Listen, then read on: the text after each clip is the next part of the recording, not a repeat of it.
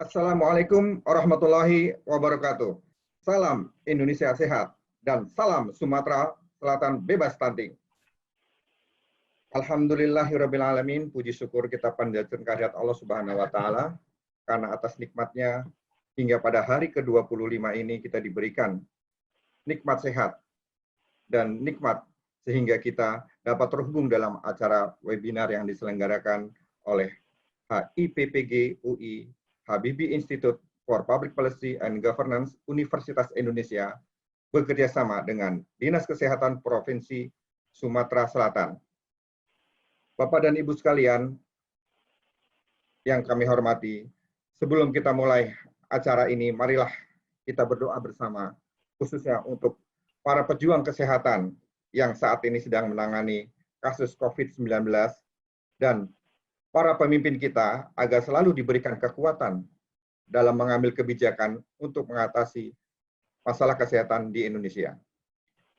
Berdoa, saya persilakan.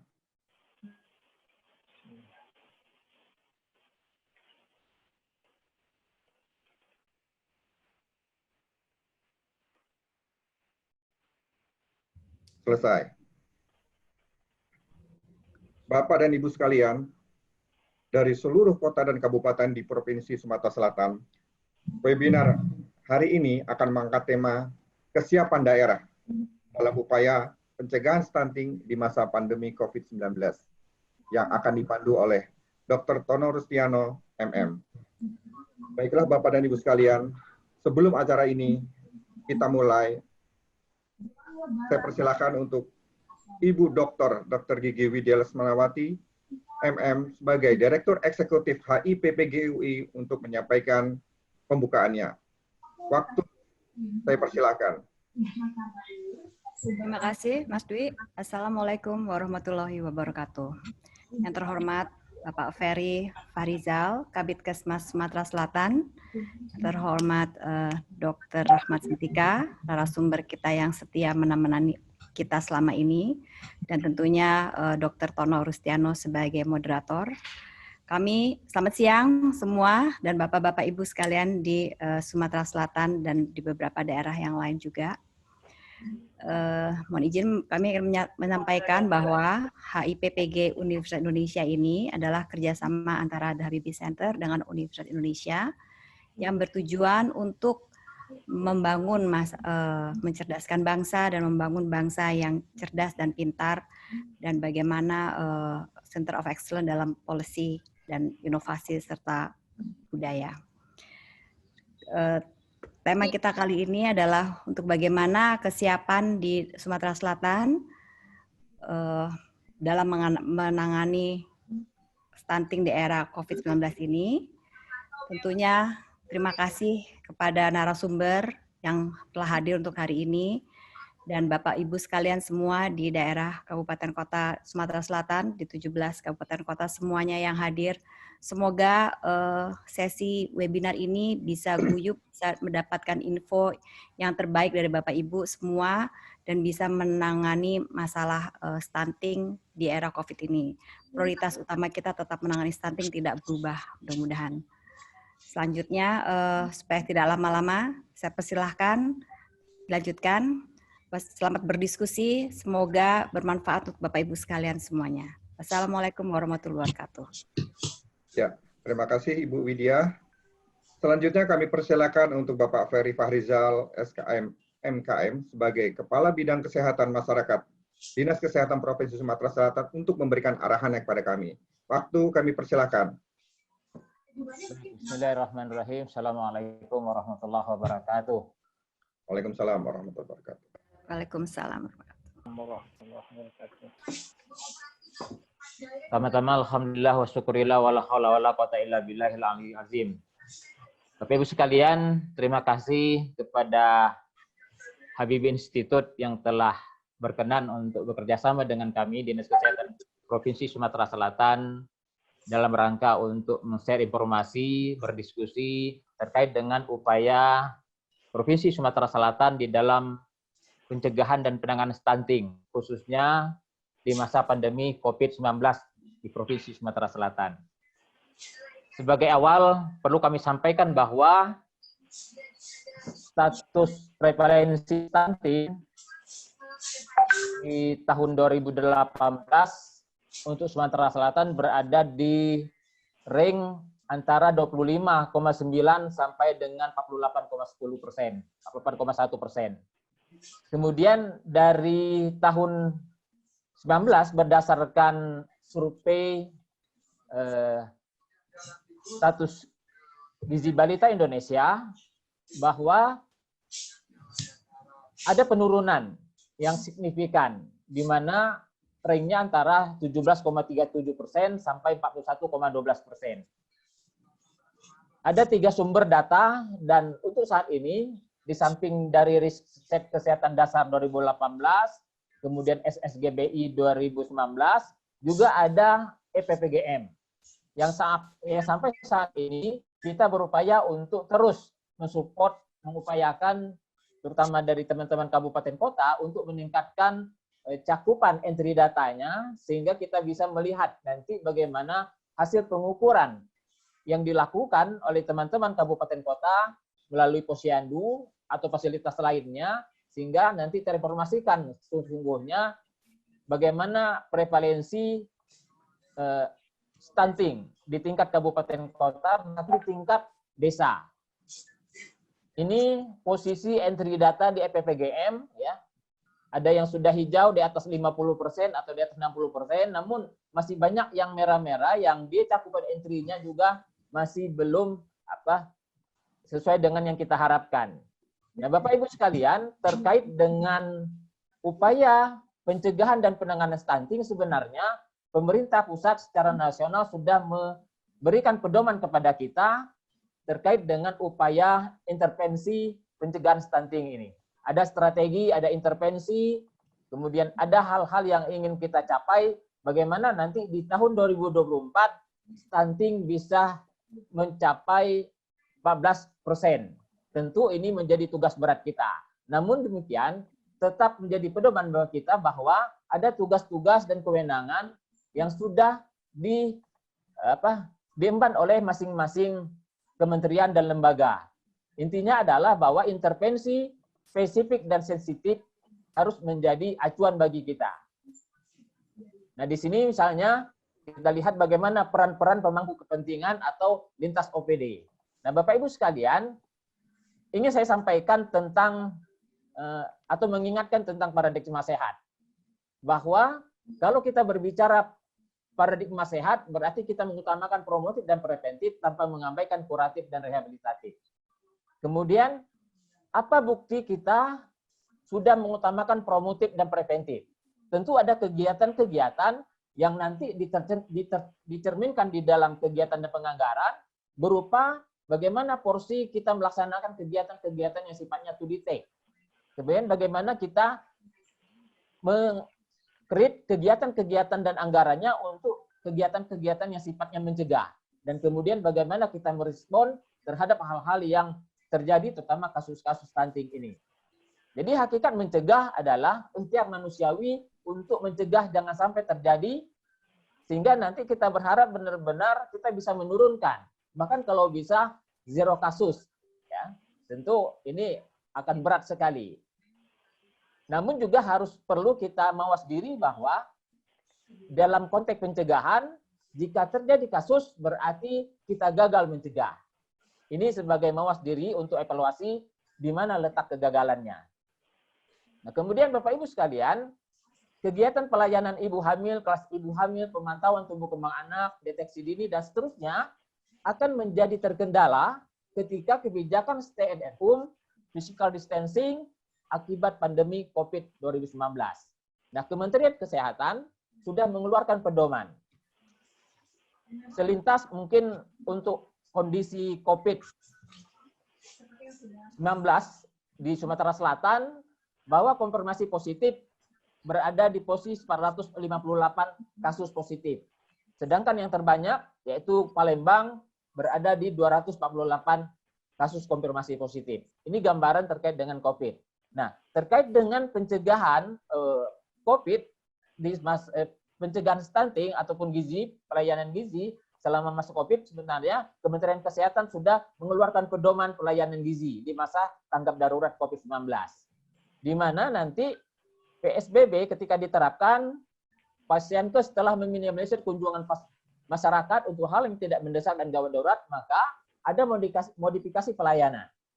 Itu antara lain nanti adalah bagaimana kunjungan rumah, ya, utamakan konseling, upaya edukasi masyarakat, kemudian membuat grup media sosial. Dan ini sudah disampaikan atau disosialisasikan ke kabupaten kota melalui Dinas Kesehatan Kabupaten Kota. Kemudian kunjungan rumah diprioritaskan kepada kelompok sasaran berisiko dan seterusnya. Ini pedoman-pedoman sebenarnya sudah menjadi acuan bagi kita untuk melakukan upaya-upaya pelayanan gizi, khususnya pencegahan dan penanganan stunting. Intinya adalah Bapak Ibu sekalian,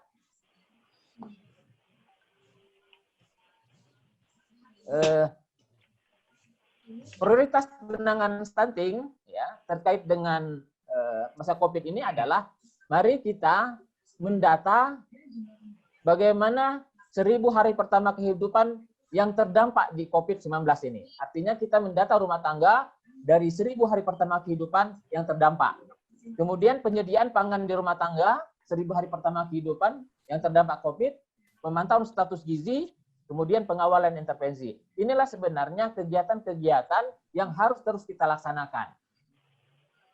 Nah, terkait dengan konvergensi dan koordinasi sebenarnya sudah jelas ini ya, ada kementerian lembaga, tugas-tugasnya juga masing-masing. Dan kemudian ini yang paling penting, bahwa kunci keberhasilan kita untuk melakukan intervensi atau pencegahan stunting ini adalah terletak pada pengawalan. Terutama di 1000 hari pertama kehidupan. Apa yang dikawal? Perencanaan, pelaksanaan, sampai monet nanti. Siapa yang dikawal? Mulai dari ibu hamil itu sendiri, sampai nanti di tingkat OPD bahkan pusat. Bagaimana masing-masing peran melakukan pengawalan. Nah, di dalam konteks ini juga perlu kita perkuat nanti pengawalan di tingkat desa, terutama di tingkat rumah tangga. Bagaimana kita mengaktifkan dasawisma. Nah, kita Provinsi Sumatera Selatan sudah melakukan advokasi bagaimana nanti keterlibatan PKK, terutama di dalam mengaktifkan dasawisma ini. Ini peran strategis, ini sesuai dengan pedoman ansi konvergensi. Kemudian ini rencana kegiatan Provinsi Sumatera Selatan yang kemudian direfocusing ya. Tetapi untuk stunting kita tetap prioritas menganggarkan terutama pengadaan PMT. Nah, ini kita mencoba untuk meminta data kepada teman-teman kabupaten kota bagaimana stok PMT yang ada di setiap puskesmas. Ini hal-hal yang sudah dilakukan ya dari Provinsi Sumatera Selatan, penyusunan juknis tentang pengawalan pencegahan stunting, kemudian penyusunan formulir komitmen tim PKK ini, kemudian ada advokasi ya audiensi dengan ketua tim penggerak PKK kabupaten kota dan provinsi sudah saya lakukan ya, kita lakukan di provinsi dalam rangka untuk menguatkan peran PKK di dalam upaya pengawalan stunting ini di tingkat kabupaten kota termasuk di tingkat desa. Ini perencanaan anggarannya. Kemudian terakhir yang ingin saya sampaikan adalah bahwa kita harus terus berikhtiar memilih kemudian usaha sesuai pilihan itu. Tentu saya sendiri memilih optimis dan semua usaha saya dalam rangka untuk optimis itu. Pilihan ada di Anda ya. Kemudian dan akhirnya segala usaha kita hanya ditujukan pada Allah dan tentu kita menjadi orang-orang yang terus bagaimana mengacu kepada firman Allah di dalam surat Muhammad ayat 24, maka apakah mereka tidak memperhatikan Al-Quran ataukah hati mereka yang terkunci? Karena sesungguhnya obat petunjuk jelas bagi kita dan dalam upaya-upaya untuk menata kehidupan ini, khususnya bagaimana kita mencegah stunting. Terakhir, kita tidak berdamai dengan COVID-19, tetapi kita melawan dengan membiasakan proteksi diri dengan masker, jaga jarak, physical distancing, cuci tangan, kemudian meningkatkan komunitas. Demikian barangkali sebagai pengantar dari kami. Assalamualaikum warahmatullahi wabarakatuh. Kami serahkan kepada moderator. Waalaikumsalam warahmatullahi wabarakatuh.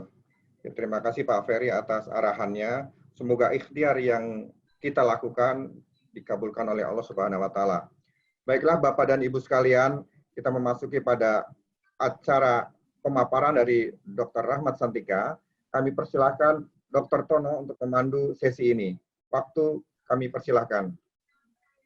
Baik, terima kasih Mas Dwi. Assalamualaikum warahmatullahi wabarakatuh. Selamat pagi Bapak Ibu yang saya hormati. Tadi sudah disampaikan oleh Pak Ferry dengan jelas apa yang menjadi harapan dan kondisi yang ada di Sumatera Selatan secara keseluruhan. Bapak Ibu, kita menyadari bahwa stunting merupakan kegiatan prioritas karena ini menyangkut masa depan bangsa. Saya mau menambahkan Pak Ferry nih. Di ayat Al-Quran itu, di surat An-Nisa disebutkan begini.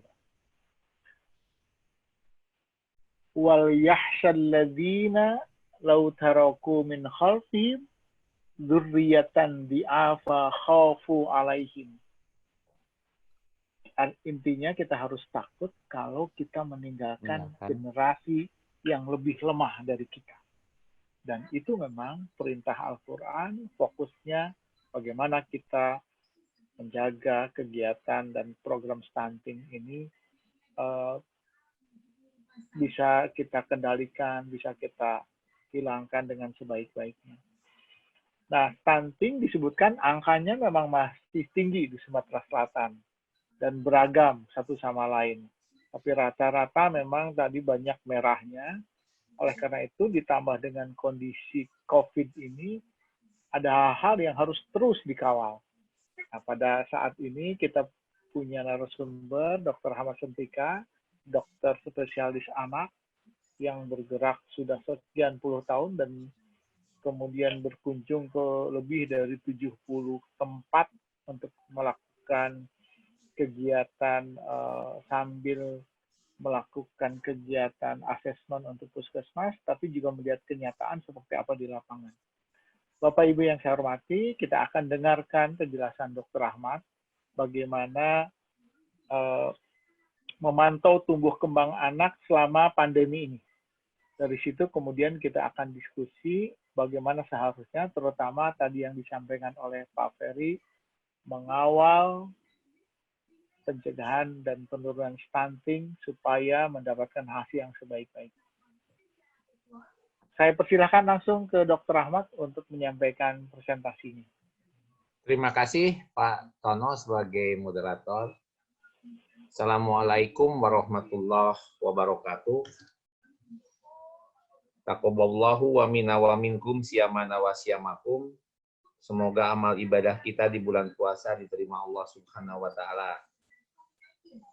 Satu penghargaan bagi saya bisa pada pagi hari ini bicara dengan teman-teman di Sumatera Selatan. Biasanya kalau ke Sumatera Selatan makan pempek ya. Apo kabor wong kito galo katanya biasa gitu.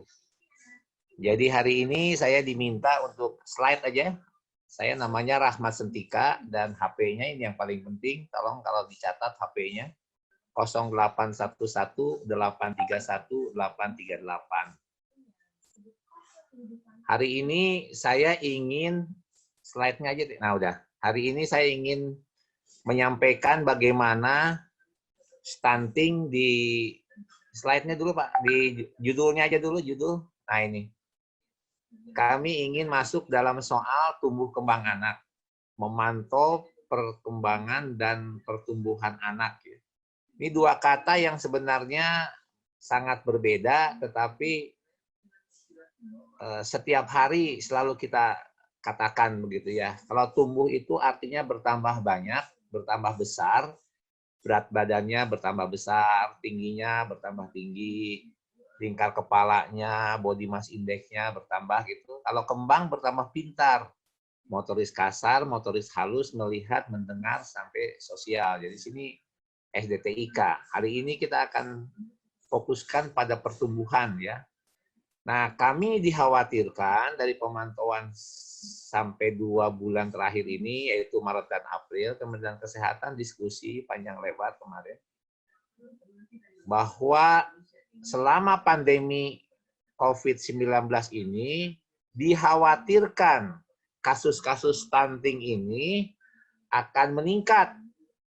Kalau kemarin di nasional sudah 27,8, dan di Sumatera Selatan 31%, itu dikhawatirkan selama 3 bulan ini, Maret, April, Mei ini, akan mengalami kenaikan. Karena apa? Karena pemantauan yang kita berikan setiap hari oleh posyandu, oleh puskesmas, pemberian makanan tambahan dan sebagainya, nyaris dikhawatirkan terganggu karena situasi ini. Karena itu diminta oleh Kementerian Kesehatan, kita tidak boleh meninggalkan program nasional. Program nasionalnya itu ada 5 kan. Program nasional yang pertama, penurunan angka kematian ibu, kematian neonatal. Nomor 2-nya adalah penurunan tuberkulosis. Nomor 3-nya peningkatan cakupan imunisasi, UCI-nya. Nomor 4, penurunan gizi buruk, termasuk stunting di sini, penanggulangan stunting nomor 4. Dan nomor 5-nya adalah penyakit tidak menular, yaitu hipertensi, jantung, dan stroke. Lanjut slide-nya. Nah, karena sekarang sedang masa COVID-19, ada 3 kata yang harus kita pahami sebagai tenaga kesehatan. Yang pertama adalah to prevent, mencegah sebelum penyakitnya tiba. Jadi orang-orang sehat ini semuanya tetap harus diberikan promosi kesehatan. Bagaimana cara mencegah ini jangan sampai kena? Yaitu tetap tinggal di rumah. Bahasa gayanya social distancing katanya ya. Tetap tinggal di rumah. Kemudian kalau sampai kita harus ketemu, jaga jarak 1,5 meter sampai 2 meter. Karena kalau di bawah 1 meter, pasti kena ludah. Kalau kita ngobrol tuh ludahnya tuh kan percikan-percikannya akan masuk ke kita. Kemudian diusahakan tidak bersentuhan, salamnya juga salam pakai tabe aja, tabe pun begitu ya. Kemudian cuci tangan. Nah, kemudian juga posyandu tidak aktif, tidak boleh dikumpulkan anak balita. Nah, cegah pengumpulan massa. Jadi ini adalah prosedur kesehatan mencegah terjadinya COVID, penularan COVID itu. Nah, padahal kita punya gizi lengkap seimbang, harus diberikan makanan yang seimbang di rumahnya masing-masing, gunakan masker, cuci tangan setiap mulai dan setelah aktivitas, bersihkan lingkungan dari percikan ludah di meja, lantai dengan disinfektan. Misalnya sekarang jangan badannya yang disemprot desinfektan, harusnya mejanya, lantainya dipel dengan menggunakan karbol, ya paling gampang karbol, klorin boleh. Nah inilah yang harus dikembangkan ke masyarakat, namanya Kesmas. Walaupun kita tidak ketemu secara fisik, upayakan dengan video conference seperti sekarang ini dengan Zoom, dengan webinar, dengan cloud ya, silahkan nanti dikembangkan. Dan kami sudah bekerja sama dengan Telkom, dengan Dinas Kesehatan dan Rumah Sakit Sumatera Selatan ya, dengan Rumah Sakit Muhammad Hussein. Dan sekarang salah satu yang terbaik mungkin Sumatera Selatan, karena Sumatera Selatan webinarnya paling sering dilakukan dengan bantuan Telkom dan kawan-kawan ya. Nah, mudah-mudahan ini semua bisa kita tetap lakukan. Nah, sekarang bagi jajaran di Puskesmas bagaimana? Jajaran Dinas Kesehatan di kabupaten kota bagaimana mencegah ini semua? Nah, yang penting adalah ada home care. Ada petugas kesehatan yang menggunakan APD ya, menggunakan pelindung diri. Bajunya yang nggak usah perlu asmat lah, tapi pakai masker, pakai tutup kepala, pakai ini plastik yang ditempelkan ke sini sehingga tidak ada percikan yang masuk ya. Nah, kalau bisa ya tenaga kesehatan menggunakan yang namanya masker operasi atau pakai N95. Nah, kalau masyarakat cukup dengan kain. Nah, ini semuanya adalah menggunakan ini semua. Kita mencegah, jangan sampai kena. Yang kedua adalah to detect. To detect itu bahasa Inggrisnya to trace, ya. Lakukan tes dengan yang namanya rapid test atau swab. Kalau ketemu yang positif, baik dia adalah ODP maupun pasien dalam perawatan, ya, tetapkan di sini ada mekanismenya ini semua. Nah, ini dikerjakan oleh P2P. Kalau yang tadi dikerjakan oleh Kesmas. Jadi Pak Ferry mengerjakan ini dengan jajarannya semua, to prevent. Tapi to detect dikerjakan oleh Kabid P2P. Nah, di sini cegah penyakitnya. Jangan sampai ada yang mudik ke Sumatera Selatan, karena yang mudik dari Jakarta, dari Banten, dari Jawa Barat, dari Jawa lah, itu pasti dia sudah kena yang namanya ODP, karena berangkatnya dari daerah zona merah yang episentrumnya tinggi. Karena itu tolong lakukan pengawasan bagi mereka-mereka yang mudik ke daerahnya masing-masing. Nah, jangan sampai kebobolan. Kalau bisa dilakukan rapid test. Kalau tidak ya diamkan saja di satu tempat. Kalau rumahnya layak ya kembalikan ke rumah, isolasi rumah, tapi biasanya kabupaten atau kecamatan membuat isolasi-isolasi yang bersifat kabupaten dan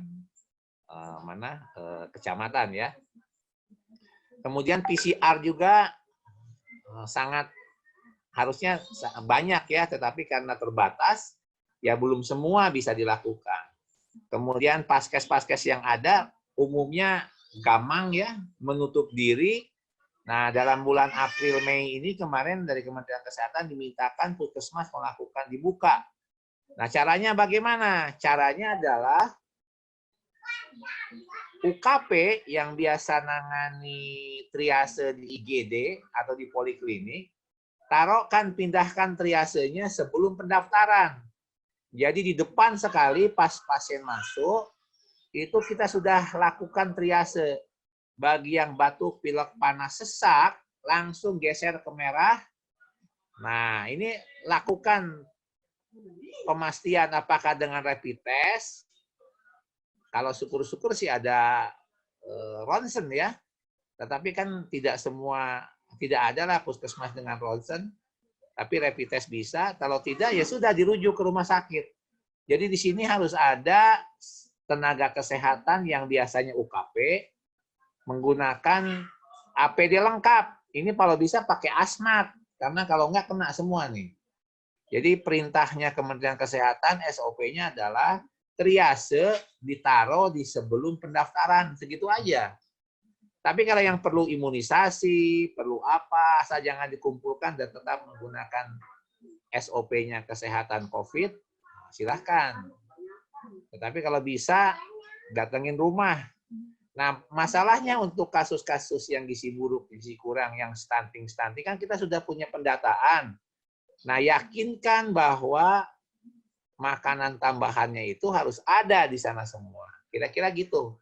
Jadi satu home care, kedua pakai video conference. Lanjut. Lanjut. Slide. Nah, bentuk gejalanya hanya demam, batuk kering, pilek, tersumbat. Jadi biasa-biasa aja batuk pilek panas biasa. Tapi tolong dilihat, ini ada sesaknya.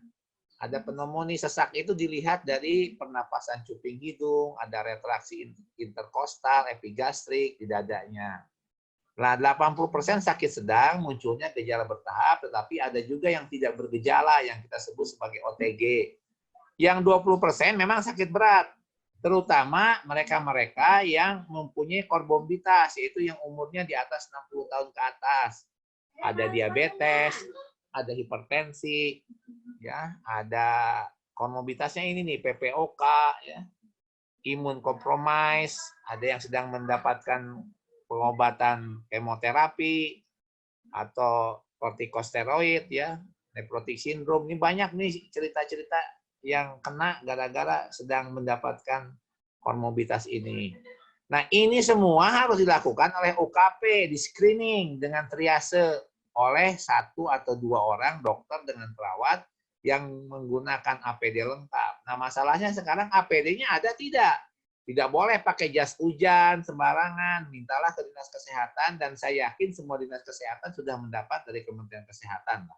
Ya, mudah-mudahan ini semua bisa dikerjakan. Jangan ambil resiko kita langsung meriksa tanpa menggunakan APD. Lanjut. Slide. Nah, ini adalah korban. Bayangkan dokter, perawat sudah puluhan, dokternya ada 46, perawatnya sudah hampir 50 ya. Sehingga presentasinya adalah yang tertinggi di dunia, mungkin 6,5% dari jumlah itu adalah tenaga kesehatan yang kena. Yang lain rendah ya. Sekarang hari ini yang sudah positif adalah 17.520. Tapi tolong diperhatikan, ini ODP. Orang dengan pemantauan, yaitu orang-orang yang mudik, orang-orang. Nah, kita sekarang sudah masukkan yang di atas 60 tahun itu dimasukkan ke dalam ODP. Nah, kemudian ada pasien dalam perawatan, ada 35.000 orang tuh yang dirawat seluruh Indonesia. Data-data ini adalah data-data dari SIM RS rumah sakit yang sudah dimonitor, dan ada puskesmasnet yang sudah dilaporkan juga ya ke Kementerian Kesehatan. Saya kebetulan aktif di dalam membantu rumah sakit online maupun di puskesmasnet ini. Nah, kira-kira ini angka yang tercatat 17.000 itu ya, 20.000, 17.000. Tetapi kalau yang belum terlaporkan ya mungkin 4 sampai 5 kalinya, jadi 200 ribuan sekarang udah kena. Kemudian tolong diperhatikan, hari-hari ini kemarin saya perhatikan tanggal 13, tanggal 15, tanggal 17. Angka yang positifnya 600, 550 sampai ini semua. Jadi tinggi-tingginya tuh sekarang. Kok tiba-tiba PSBB-nya direndahkan? Pengawasannya diturunkan gara-gara katanya mau mudik. Aduh, itu bisa jadi meledak ini, hati-hati. Di Lebaran nanti bisa meledak. Jadi tolong yang ada di Sumatera Selatan hati-hati dengan orang mudik. Mohon sekali. Kalau ada orang Jakarta, ada orang dari Jawa Barat datang, tolong ditutup dulu aja lah sementara 2 minggu ini. Kalau ada yang terpaksa datang, tolong masukkan ke isolasi. Memang peraturannya seperti itu. Lanjut. Nah, ini contoh-contohnya. Sekarang kulitnya kayak gini nih. Udah ada bitik-bitiknya kayak campak ya. Kemudian kalau di ronsen paru-paru, paru-parunya putih. Namanya fenomena gelas pecah. Gelas pecah ini namanya. Ya. Ada CT scan-nya sih sebenarnya. Lanjut terus. Nah, ini gara-garanya. Jadi ngomong-ngomong ini, kita kan ngomong biasalah, muncrat kemana-mana. Kalau kita foto dengan jelas, droplet infeksi ini jaraknya kira-kira 1 meter lah. 80 cm begitu. Lihat tangannya tuh. Ya, kalau ini masuk ke tembok, ke meja tulis di. Karena itu kan ini semua kita cegah. Kalau hati-hati, ini tutup mulutnya dengan masker. Kalau mau buang harus ada etika batuk. Di puskesmas sudah diajarkan Permenkes nomor 27 tahun 2017 tentang PPI ya. PPI, pencegahan dan penanggulangan infeksi. Kan ada 7 tahap di puskesmas, ada 13 tahap. Yang pertama bentuk tim PPI, yang kedua lakukan manajemen resiko ini dilakukan dengan meregistrasi kira-kira sumber infeksinya dari mana saja nih. Paling penting adalah jaga dulu di depan dengan triase sebelum pendaftaran.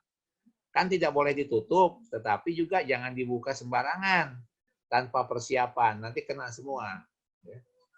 Nah, ini semua kita harus hati-hati dengan droplet ini. Lanjut.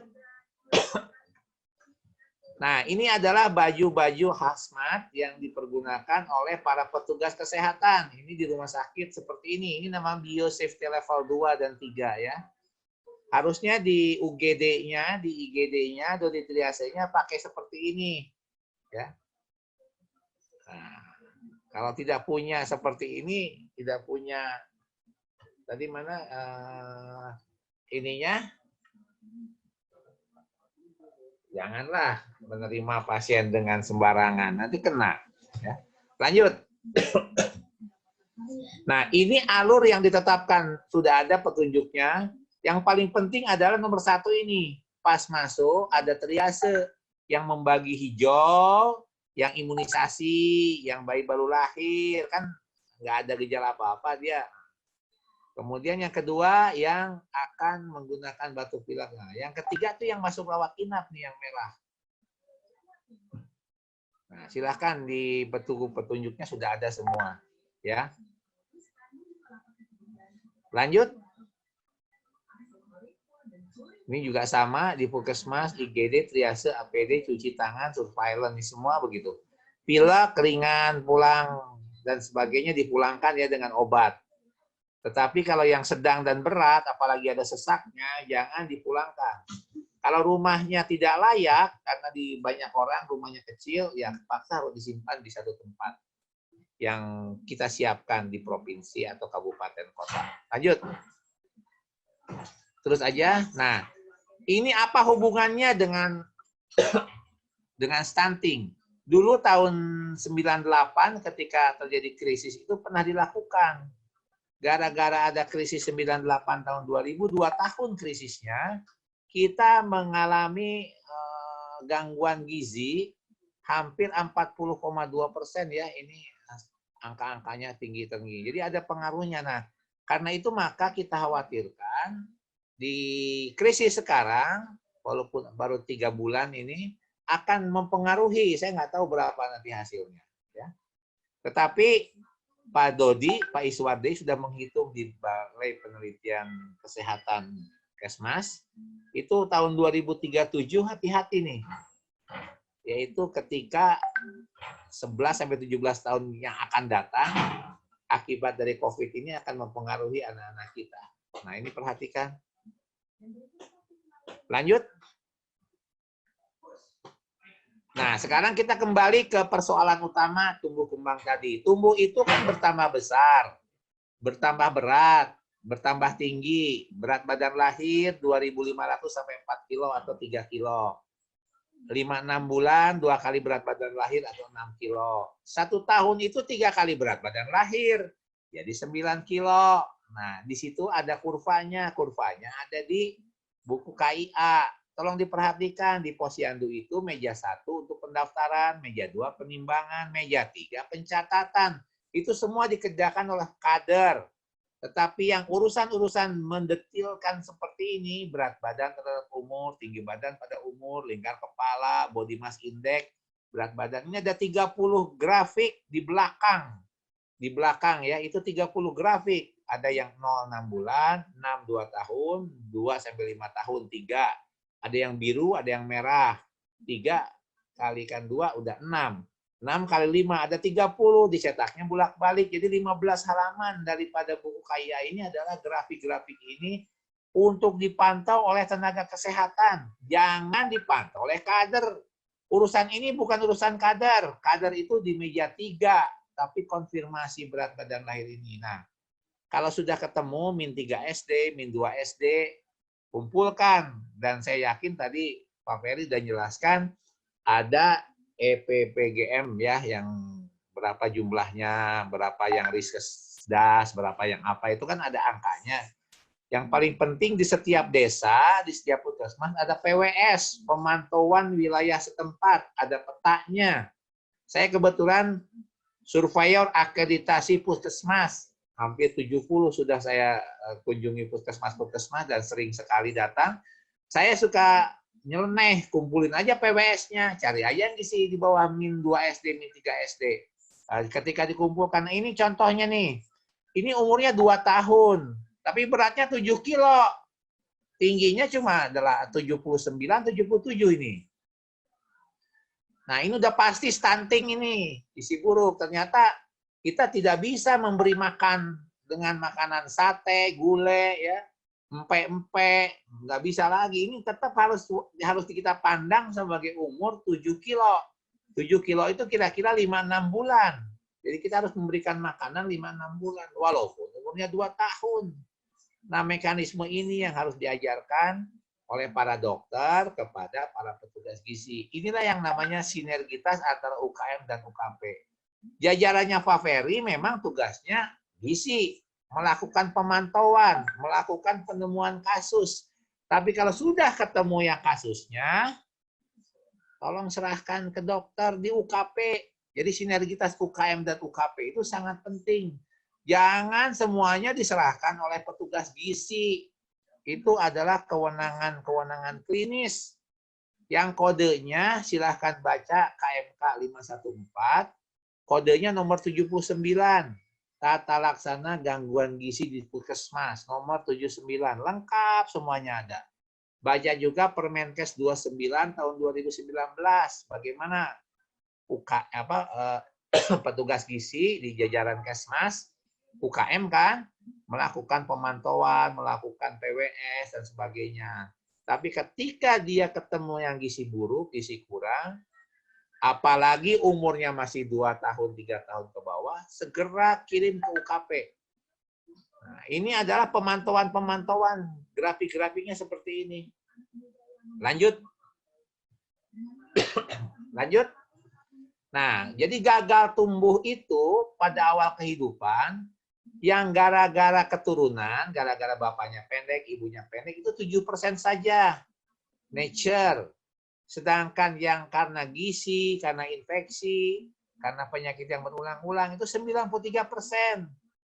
Jadi, kita harus bisa memantau ini semua, jangan sampai kekurangan gizi dan jangan sampai kena penyakit.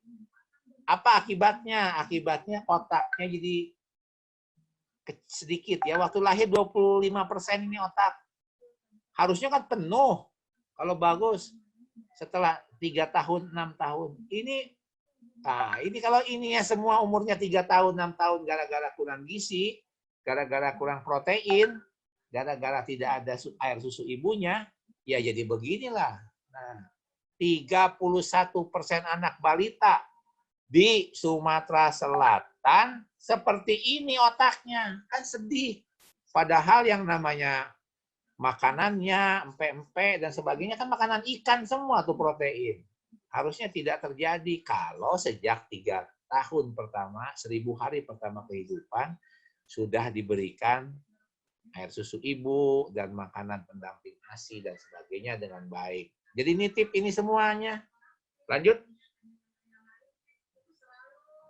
Lanjut. Nah, ini kejadiannya asupan makanan, kemudian karena ibunya sakit waktu hamil, anemia, ya, pola asuh pemberian makanannya nggak jelas, penyakit infeksi, harusnya disesuaikan dengan umurnya. Ini umur 2 tahun beratnya 7 kilo dikasih empek-empek, yang nggak bisa dicerna tubuhnya. Jadi tolong dipahami sekali pencernaan ini. Kemudian gangguan-gangguan primer sih hanya 7% tadi sudah saya sampaikan. Ini bagian dokter anak spesialis tumbuh kembang dan endokrin. Lanjut. Lanjut. Slide. Nah, saya ini balik lagi, Bu. Mana tadi? Slide-nya tolong yang gambar tadi. Nah, anak-anak ini umurnya rata-rata sudah 2 tahun, 18 bulan, 16 bulan, tapi lihat berat badannya. Ya. Jadi saya katakan tidak sulit menemukan anak-anak balita seperti ini di puskesmas. Ya, saya menemukannya banyak sekali lah, udah ribuan saya dapat nih. Tolong kami segera, tolong kami tolong nih kalau sebentar lagi ngejebur dia. Akan jadi pendek, tanda tak mungkin lulus SD. Nah, kalau seperti ini udah nggak bisa lagi dengan makanan-makanan pendamping ASI, makanan-makanan ikan, makan segala macam, tidak bisa. Ini semuanya spesialistik oleh dokter anak. Dokter anak ngajarkan. Nah, ini semuanya UKM melakukan surveillance dan penemuan kasus, ketika ketemu rujuk ke UKP. Di UKP itu ada yang namanya PMK 29 tahun 2019, pangan khusus, medis khusus, itu ceritanya. Jadi Dinas Kesehatan yang 17 kabupaten kota harus menganggarkan, menyediakan pangan khusus, medis khusus, kecuali yang DTPK. Kalau DTPK kan ditetapkan oleh nasional, dibantu. Kalau tidak salah 6 kabupaten kota di Sumatera Selatan masuk daerah stunting ya. Jadi itu yang dibayarin negara. Tetapi kalau yang di lapangan yang bukan lagi yang 17 kurang 6, jadi ada 11 lainnya yang harus dikerjakan. Nah, lakukannya dalam situasi sekarang adalah home care dan kunjungan rumah. Lanjut. Lanjut. Nah, ini buku-bukunya kan sudah ada semua. Jadi tolong diikut lagi Min 3 SD dan sebagainya ya, grafik-grafiknya. Lanjut. Nah, ini otak yang 20%, 25% waktu lahir, setelah 3 tahun 1000 hari pertama dari 86 nih. Setelah 6 tahun jadi 95%. Nah, ini akan dilihat dengan SDTIK, motoris kasar, motoris halus, melihat, mendengar, bicara. Kapan bisa ngangkat leher? Nih, motoris kasar. Ngangkat leher 3 bulan, duduk 6 bulan, berdiri 9 bulan, 1 tahun bisa jalan. Ini semua bukunya ada di buku KIA, ada di SDTIK, dan ini semuanya sudah akrab di Puskesmas, ada semua. Ya. Tinggal dipentingkan 1000 hari pertama kehidupan di sini. Supaya otaknya akan terisi sampai 95%. Inilah yang disebut golden period. Golden period itu masa keemasan. Inilah yang namanya window opportunity, jendela kesempatan. Lewat 3 tahun ini sudah nggak bisa lagi diperbaiki. Karena itu saya nitip sekali anak-anak balita yang 2 tahun atau 3 tahun ke bawah, pantau berat badannya. Tinggi badannya biarkan saja lah, itu ukuran-ukuran nanti. Tapi yang paling penting berat badannya. Kalau sudah ketemu yang gizi buruk, gizi kurang, perbaiki dengan akut, dengan cara cepat. Ya. Oleh siapa? Oleh UKP dengan memberikan PKMK, pangan khusus untuk medis khusus. Jadi nggak bisa pakai protein, harus pakai asam amino. Nggak bisa pakai karbohidrat, harus pakai glukosa. Nah, ini semua bentuknya adalah sebaiknya sudah bentuk cair. Karena kalau bentuk cair nggak usah ditambah air lagi. Kalau yang bentuknya serbuk, ketika dikasih air jadi mencret. Nah, banyak kejadian-kejadian ini. Jadi Kementerian Kesehatan sekarang memerintahkan dalam PKMK-nya menggunakan ready use to drink namanya. Untuk langsung diminum. Lanjut. Lanjut terus. Lanjut. Nah, gunanya buat apa? Untuk pembuatan sphingomyelin, untuk perluasan cabang-cabang, dan memperkuat asetilkolin di sini. Ada 3 dari 12 kegiatan ini. Makanya jadilah protein ini sangat berpengaruh untuk pembentukan otak dan ini sehingga kecerdasan. Makanya dikaitkan nutrisi dini dan stimulasi dini dengan memperhatikan masukan dengan protein hewani 14% harus masuk supaya terjadi pertumbuhannya. Ini masa kritis, Gagal masa kritis ini terjadilah yang namanya goblok permanen, nggak mungkin diperbaiki. Lanjut.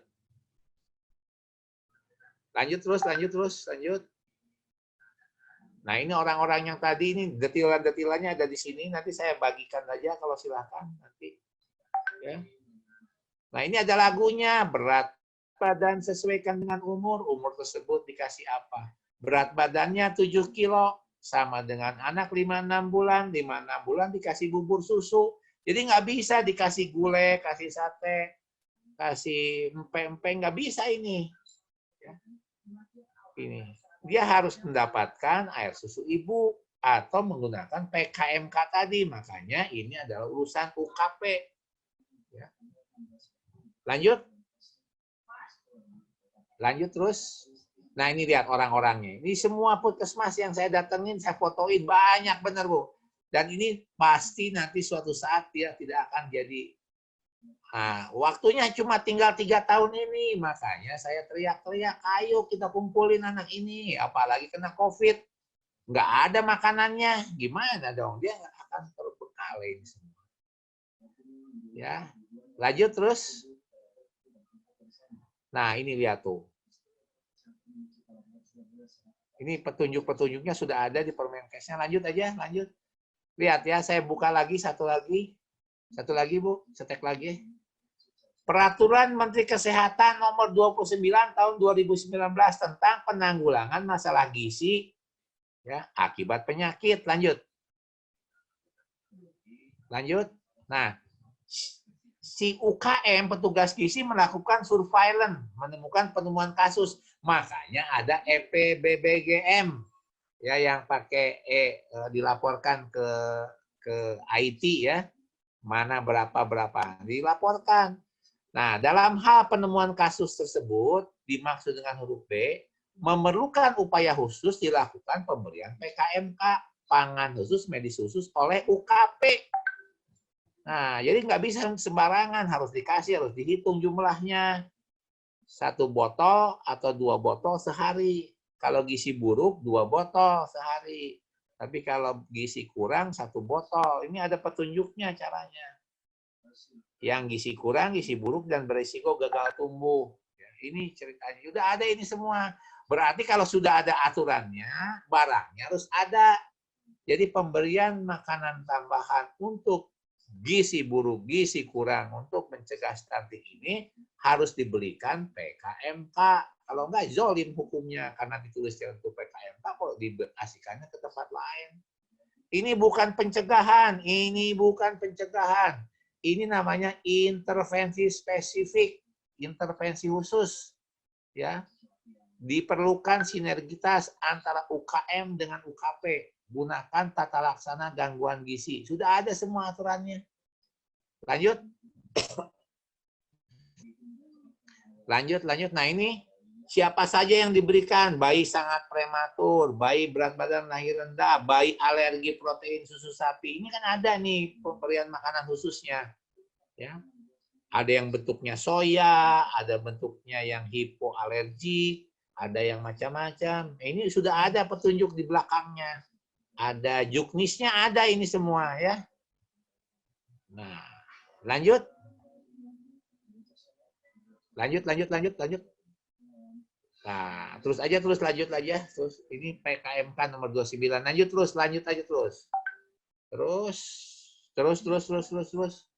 Satu lagi. Nah, jadi sekarang yang paling penting adalah komitmen kuat Bapak Bupati, Wali Kota, lakukan kolaborasi. Semua dokter anak di wilayah Sumatera Selatan sudah dilatih. Pasti sudah dilatih. Dan dokter anak itu nanti akan melatih tenaga kesehatan kader di puskesmas. Tenaga kesehatannya, kalau kadernya menimbang sampai meja 3. Kalau petugas puskesmasnya melakukan validasi data dengan 30 grafik tadi. Ya, kalau di rumah sakit yang kena red flag, yang berat-berat dikumpulkan di rumah sakit. Kodenya ada. Kodenya masukin ke malnutrition disorder. Malnutrition disorder ada kodenya. Nah, dibayar 9 dan 11 juta oleh BPJS di sini. Makanya kalau gangguan gizi buruk, gizi apa, masukkan ke BPJS. Kan dibayar nanti. Lanjut. Nah, ini data-datanya. Contoh ini ya. Di Rancakalong, di Kabupaten Sumedang. Saya kumpulkan nama-nama anaknya ini. Kan ada nih, nomor ini EPBGM itu kan kayak gini. Saya kasih nomor NIK-nya, nomor induk kependudukannya. Ketika nomor induk kependudukan keluar, udah ada dia sebagai peserta BPJS. Berarti dibayar sama BPJS. Ya, ini.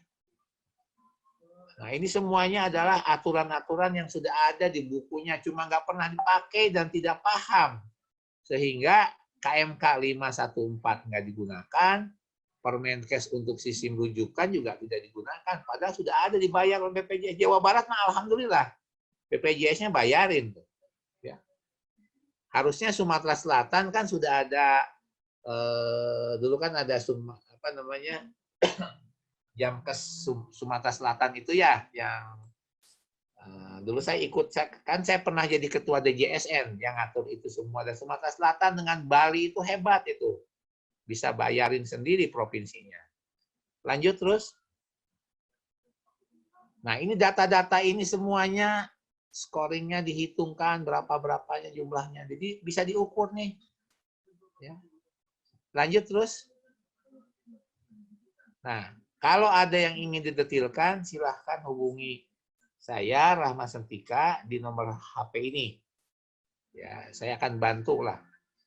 Supaya anak balita kita, anak batita kita tidak jadi gizi buruk, gizi kurang. Yang nanti ketika dilakukan riskesdas, lakukan pembaraan, jadi pendek, jadi stunting. Jadi stunting itu kronik sudah. Demikian ya. Terima kasih, mudah-mudahan bermanfaat. Pak Ferry jelas ya? Baik, terima kasih Dr. Ahmad Sentika. Tadi sudah menjelaskan secara detail beberapa aspek, terutama aspek klinisnya, apa bahayanya kalau stunting ini kita tidak pantau dan kita tidak jaga, dan kalau kita tidak perbaiki secepat mungkin. Bapak, Ibu yang saya hormati, yang ingin bertanya nanti silahkan dituliskan, atau beberapa memang sudah ngacung. Tapi sebelum kita ngambil pertanyaan-pertanyaan yang dari teman-teman, mungkin Pak Ferry bisa menjelaskan nih Pak Ferry. Apakah di Sumatera Selatan, di tiap puskesmas atau dinas kesehatan itu, seperti yang disebutkan Dr. Ahmad tadi, sudah ada detil nama-nama plus alamat status gizi dari anak-anak kita. Mungkin Pak Ferry bisa menjelaskan dulu. Silakan Pak Ferry. Baik, terima kasih Pak Tono. Jadi diharapkan setiap puskesmas itu sudah memiliki database by name, by address terkait dengan status gizi, khususnya balita pendek atau sangat pendek atau stunting. Jadi sudah ada by name, by address yang itu didapat dari hasil pengukuran di posyandu, kemudian dikolek oleh bidan di desa, kemudian disampaikan ke petugas gizi puskesmas, dan petugas gizi puskesmas menginput entry data di elektronik pencatatan dan pelaporan gizi berbasis masyarakat. Cuman memang dari segi cakupan entry datanya, ini yang harus terus diupayakan agar cakupannya di atas 60 atau 70%. Sehingga nanti dalam konteks aksi konvergensi, terutama aksi 1, pemetaan kasus stunting sampai di tingkat desa, bahkan sampai tingkat RT RW, itu akan menjadi bermakna. Karena memang di dalam 8 aksi konvergensi ini, tugas dinas kesehatan itu adalah mengukur dan melakukan diseminasi terkait dengan status gizi balita, terutama stunting ini. Itu di aksi nomor 7. Demikian, Pak. Baik, terima kasih. Tadi sebenarnya mestinya datanya sudah ada semua di masing-masing tempat. Ya. Lalu kemudian cuma tadi entry-nya baru 60-70%. Nah, ini ke Dr. Ahmad. Dr. Ahmad, ketika datanya sudah ada, itu mestinya diapain? Ketika data sudah ada, misalnya tadi sudah di entry sekitar 60%, lalu ada terutama yang bijinya buruk dan sangat buruk itu sudah ada datanya. Nah, bagusnya itu diapain? Yang dilakukan oleh pada level yang paling bawah di puskesmas. Yang pertama, data itu kan yang ngerjakan surveillance, yaitu petugas gizi. Dikumpulkanlah datanya itu semua. Nah, setelah datanya gizi buruk, gizi kurang, mereka dikumpulkan di puskesmas. Di puskesmas itu ada tim yang dilatih di kabupaten. Di Lampung itu saya ngelatih ke berapa ya? 8 dinas kesehatan. Nah, mudah-mudahan nanti kapan-kapan kita latih itu mereka bagaimana caranya ngasih makanan supaya dia dalam waktu 2 minggu, 1 bulan itu naik dia berat badannya. Kalau kita makan nasi, kan oleh enzim dirubah tuh. Amilase lambung, amilase pankreas, amilase usus, jadi karbohidrat. Jadi glukosa namanya. Kalau kita makan protein, kan ada di lambung namanya pepsinogen. Jadi pepsin merubah protein jadi asam amino. Masuk ke usus, masuk ke apa namanya pankreas, ada tripsin, ada erepsin, jadi asam amino. Nah, sekarang yang kita makan bukan lagi protein, bukan lagi karbohidrat, bukan nasi, tetapi cairan yang isinya asam amino, glukosa. Jadi pas diminum si asam anak itu langsung jadi daging, langsung diserap, ya pasti di catch up. Kalau di puskesmas, di rumah sakit kan ada formula 75, formula 100, 150 dulu ya. Kemudian di rumah sakit ada makanan sonde, seperti itu. Nah sekarang Kementerian Kesehatan menyampaikan itu semua namanya PKMK, pangan khusus untuk medis khusus. Jadi tinggal minum. Pak Peri tinggal minum. Seharinya 1 botol. Kasih aja 1 bulan, naik pasti berat badannya Pak. Kami sudah melakukannya. Silahkan di 118 kabupaten kota udah naik semua. Jadi tinggal sekarang nggak ada waktu lagi. Kalau enggak nanti dia akan tambah mundur. Ya. Berat badannya malah beda ya dengan mencegah. Kalau mencegah ya dikasihlah namanya apa yang banyak dibagikan oleh Kementerian Kesehatan. PMT. Biskuit. Kalau biskuit itu bukan untuk mengobati, tapi itu untuk mencegah. Mencegah jangan sampai anak balita, anak batita jatuh ke gizi buruk dan gizi kurang. Kalau ini programnya intervensi spesifik. Bukan lagi sensitif, ada air bersih. Bukan, ini yang lain silahkan. Ini intervensi spesifik, urusannya dokter. Dokternya nggak bisa apa-apa, kecuali diserahi tugas oleh UKM, oleh petugas gizi. Petugas gizinya jangan ngobati sendiri untuk gizi buruk. Itu tidak ada kewenangannya. Silahkan baca tata laksananya. Nanti tagihkan ke puskesmas, ke BPJS kalau masuk rumah sakit. Inasi bigisnya kodenya E421422. Dibayar 8 juta, 11 juta, apalagi pusingnya. Jadi sekarang nggak usah dipikirkan. Mending dikerjakan. Mana yang gizi buruk, kasih minum. Nah, kami mah begitu timnya. Di Pandeglang ada berapa tuh kemarin? Kumpulin ada berapa? Nggak ada, udahlah kumpulkan dokter anak semua. Zakat begitu, kumpulin. Nah, kalau nungguin dibeli dulu di apa dulu panjang lebarnya. Nah, sekarang perintah itu sudah ada di desa. Kementerian Desa sudah memerintahkan dana desa boleh dipakai untuk penanggulangan stunting. Bagi yang masuk daerah stunting, daerah namanya daerah prioritas, itu dibayar oleh negara. Yang 6 kabupaten. Ada timnya. Nah, yang lainnya, ya rereongan lah Dinas Kesehatan Kabupaten punya berapa. Tapi kalau Dinas Kabupatennya nggak punya, kemarin saya ke Mesuji. Di Mesuji adalah sekitar 2.000-an lah, 3.000-an orang yang gizi buruk, gizi kurang. Akhirnya rereongan. Selesai itu dalam 1-2 hari sama bupatinya dikumpulin. Ya, ada yang dibayarin sama BRI, ada yang dibayarin sama desa, ada di desa tuh ada BUMDes ya, ada usaha. Dia kan usahanya banyak tuh di desa. Ternyata ada yang bikin kelapa sawit, dibayarin sama pengusaha kelapa sawit. Rereongan aja. Yang penting mah anak itu diurus. Bukan lagi persoalan ini negara atau bukan sebagainya. Masa kita menemukan gizi buruk di samping kita, kok dibiarin? Itulah kira-kira. Jadi sekarang waktunya kita berbuat sesuatu. Kami khawatir. Saya kebetulan kan pernah jadi deputi kesehatan di Menko Kesra. Pernah jadi deputi penanggulangan kemiskinan, pernah juga jadi deputi tumbuh kembang anak. Jadi hampir 17 tahun lah, 20 tahun saya hatam di urusan-urusan ini. Nah, ternyata sekarang angkanya makin tinggi, khawatir. Nanti tambah banyak. Gitu kira-kira Pak Ferry. Mudah-mudahan ini paham semua. Jadi sekarang tidak ada waktunya lagi kalau sudah ketemu, obatin.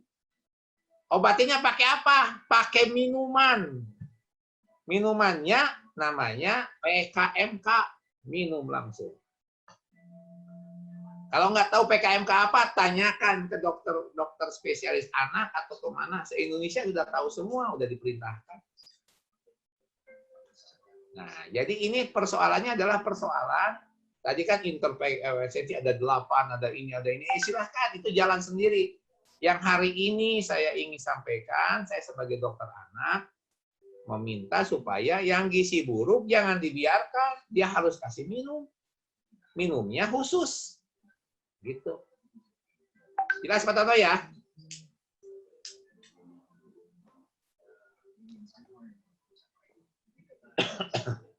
Setelah ininya, mic-nya Pak Tono. Ada pertanyaan yang nyambung dari penjelasan Dr. Ahmad tadi. Ini dari Giji Dinkes Muba. Untuk kasus yang akut dengan PKMK, maka penambahan berat badannya dapat dikejar. Tetapi kendalanya setelah pulang ke rumah, karena tidak ada perubahan perilaku, maka pasien kembali ke kondisi semula.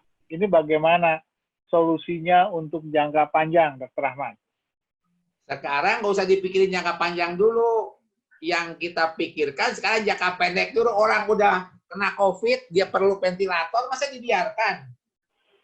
Orang sekarang gizi buruk, perlunya PKMK, kok dibiarkan? Nah itu, udah selesai urusannya, urusan lagi lain kan. Ada lagi yang bidangnya menyediakan paket-paket untuk peningkatan penanggulangan kemiskinan pun ada paketnya, ada keluarga harapan, ada menu makan, ada macam-macam lah. Nah itu Pak kita usahakan bersama sekarang. Namanya emergensi, namanya intervensi spesifik. Makanya dari tadi saya berterima kasih sama Pak Ferry. Pak Ferry mengatakan ini pengen kita kawal. Ya iya, kita kawal yang gizi buruk. Karena lewat 3 tahun, lewat 2 tahun, udah jadi sampah masyarakat. Itu yang hari ini saya ingin fokuskan. Perkara nanti jatuhnya lagi, yaitu nasib. Karena memang di Indonesia itu 0,39 ya garis kemiskinannya. Jadi kira-kira 39%. Mudah-mudahan sekarang turun lah. Tapi yang pure miskin hanya 10%. Yang sekarang sedang ribut nih mendapatkan bantuan-bantuan. Nah sekarang anggota DJSN-nya Pak Tono ini. Jadi yang bertanggung jawab Pak Tono. Kalau saya mah udah pensiun. Baru 2 tahun lah, 3 tahun pensiun. Tapi keilmuannya kan masih ada. Sering saya bantu. Saya teriak-teriak aja lebih enak. Nah, jadi saya minta sekarang ke teman-teman di Sumatera Selatan, sudah tidak ada waktunya lagi buat rapat. Udahlah, rapatnya udah 2 tahun terus-terusan, nggak selesai-selesai, Pak Ferry ya. Sekarang kita kumpulin aja mana yang gizi buruk. Kumpulin. Kita dari mana? Ya udah, reongan aja. Nanti bagaimana cara reongannya, hubungi tuh Ibu Widya tuh, Ibu Widya itu punya grup namanya HPPGE. Nah, dulu bos saya orang Sumatera Selatan, Ibu Puan Maharani. Wah, kan saya sering sekali ke sana. Banyaklah yang orang Sumatera Selatan yang bisa bantuin. Jelas ya. Jadi kita sekarang reongan nih, bagaimana menciptakan di samping dana yang sudah ada dari pemerintah daerah. Nah, saya malah nitip sama Depdagri, sama Kemdes dari kemarin sudah ketemu dirjennya. Jangan direfocusing. Refocusing lah buat COVID. Habis nanti yang gizi buruk. COVID-nya ini gizi buruknya habis. Pak Ferry kasihan. Nanti tambah pusing lagi, nggak ada dananya buat beli.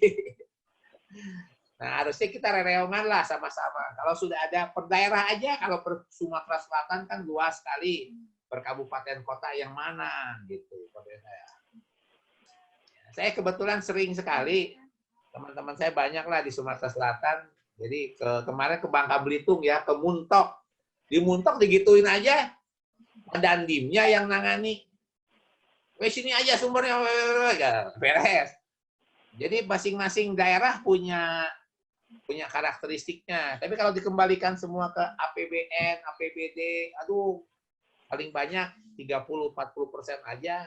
Yang lainnya harus dibantuin dengan yang lain.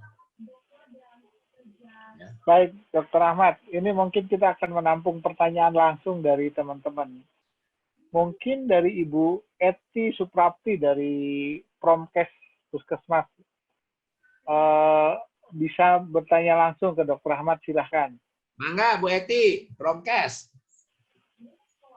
Mungkin bisa dibuka ininya, mic-nya.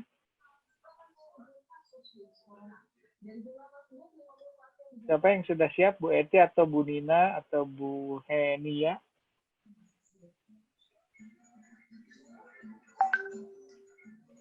Halo? Ada yang, atau Bu Weni? Silahkan Bu Weni, difasilitasi aja untuk langsung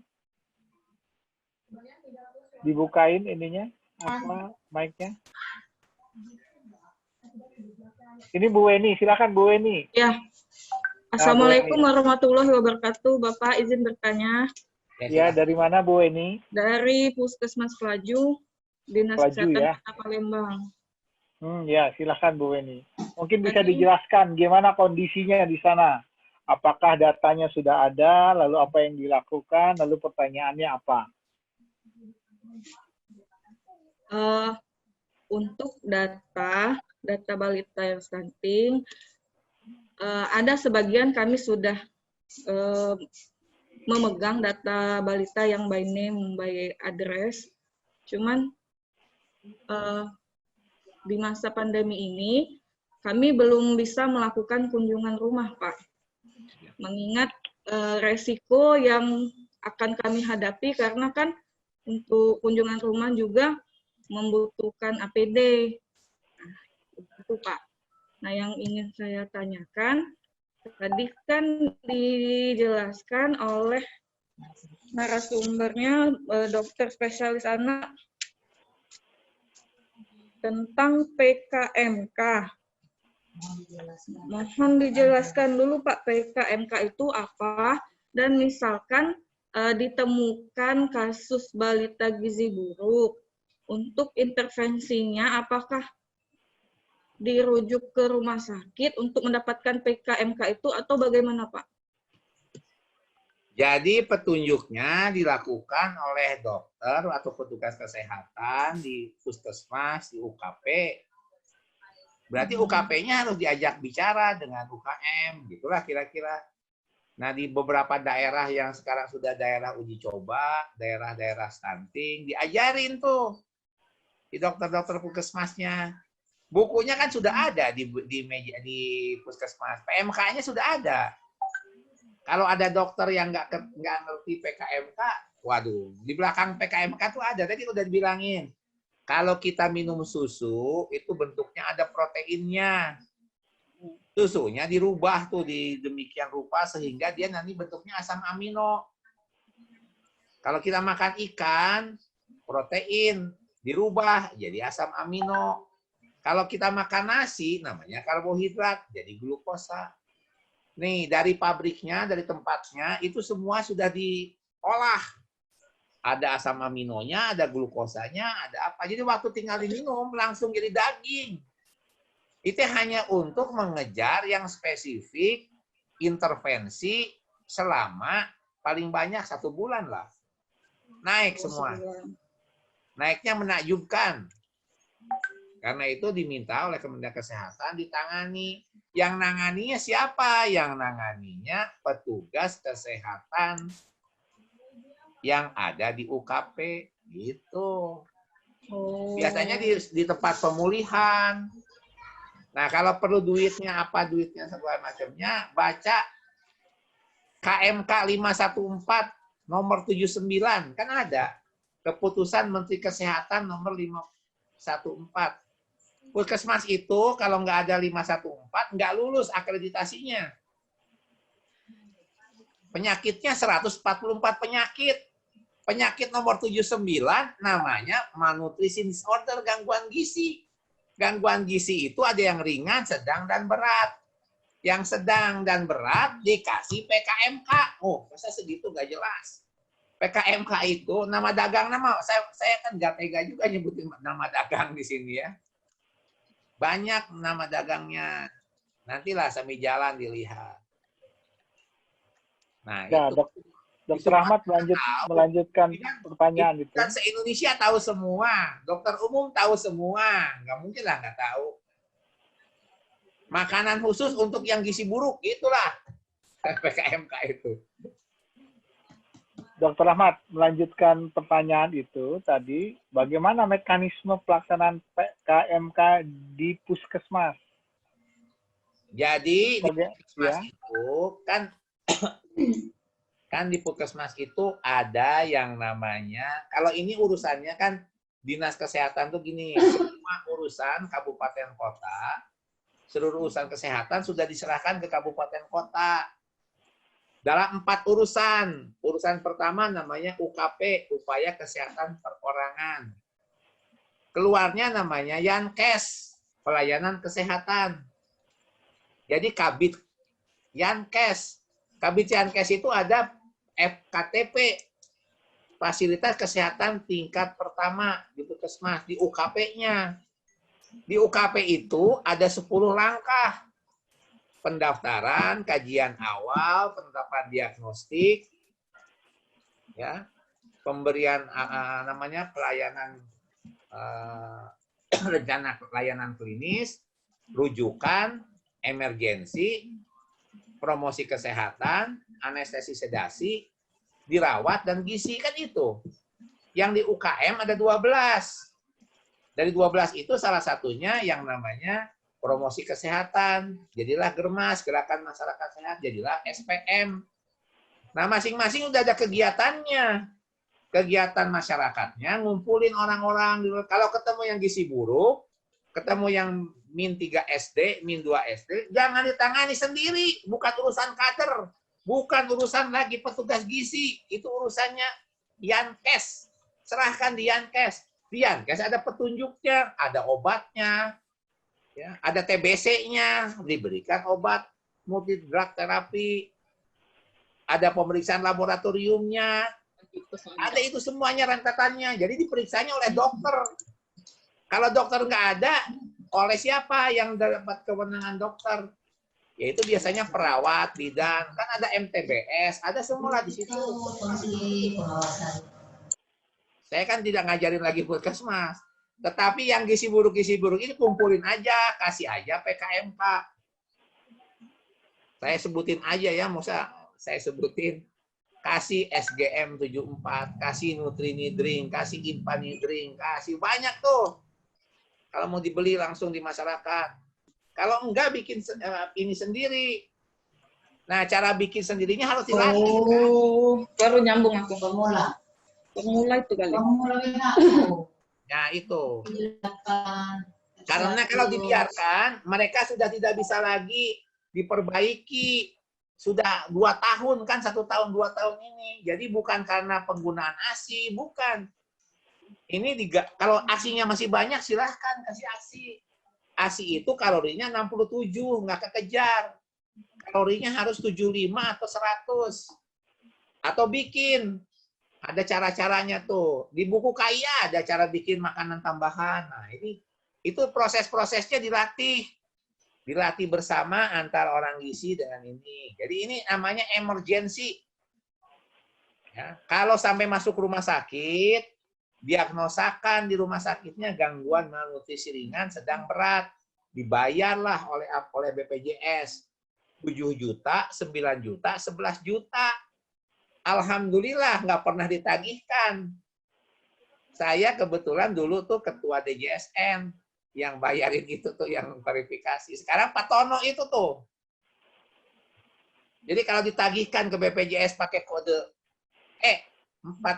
431432, selesai urusannya.